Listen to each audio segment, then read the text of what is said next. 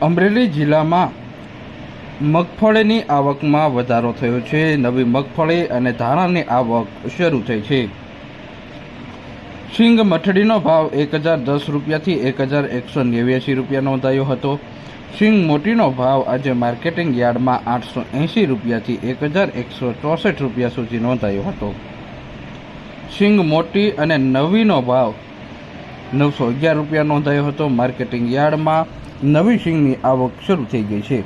તો સિંગ દાણાનો ભાવ 1050 રૂપિયાથી 1505 રૂપિયા નોંધાયો હતો। માર્કેટિંગ યાર્ડમાં મોટી સંખ્યામાં ખેડૂતો મગફળી લઈને પહોંચ્યા હતા અને સારા ભાવ મેળવ્યા હતા। માર્કેટિંગ યાર્ડમાં ઘઉં અને તલની આવકમાં પણ વધારો થયો છે। તલ સફેદનો ભાવ 1795 રૂપિયાથી 2530 રૂપિયા સુધી નોંધાયો હતો।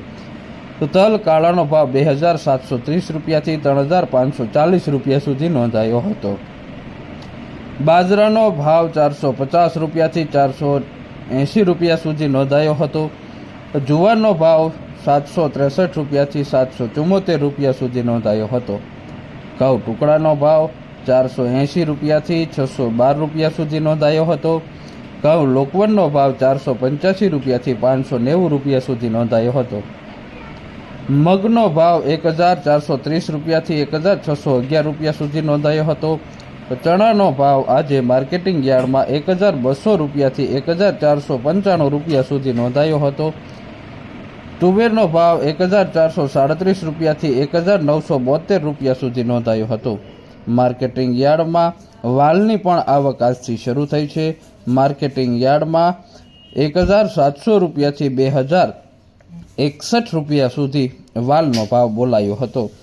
તો સાથે જ કપાસની આવકમાં પણ વધારો થયો છે। કપાસનો ભાવ 941 રૂપિયાથી 1545 રૂપિયા સુધી નોંધાયો હતો। જીરુનો ભાવ 3750 રૂપિયાથી 4450 રૂપિયા સુધી નોંધાયો હતો। ધાણાનો ભાવ 890 રૂપિયાથી 1255 રૂપિયા નોંધાયો હતો। મેથીનો ભાવ 1000 રૂપિયાથી 1108 રૂપિયા સુધી નોંધાયો હતો। અને સોયાબીનનો ભાવ આજે માર્કેટિંગ યાર્ડમાં 750 રૂપિયાથી 804 રૂપિયા સુધી નોંધાયો હતો। અમરેલી માર્કેટિંગ યાર્ડમાં સૌથી વધુ ઘઉં ટુકડાની આવક નોંધાય છે। 346 ક્વિન્ટલ ઘઉં ટુકડા, તો સિંગ મોટીની 212 ક્વિન્ટલ અને સિંગ મઠડીની 86 ક્વિન્ટલની આવક નોંધાઈ હતી। તો કપાસની 190 ક્વિન્ટલની આવક આજે માર્કેટિંગ યાર્ડ અમરેલી ખાતે નોંધાઈ હતી।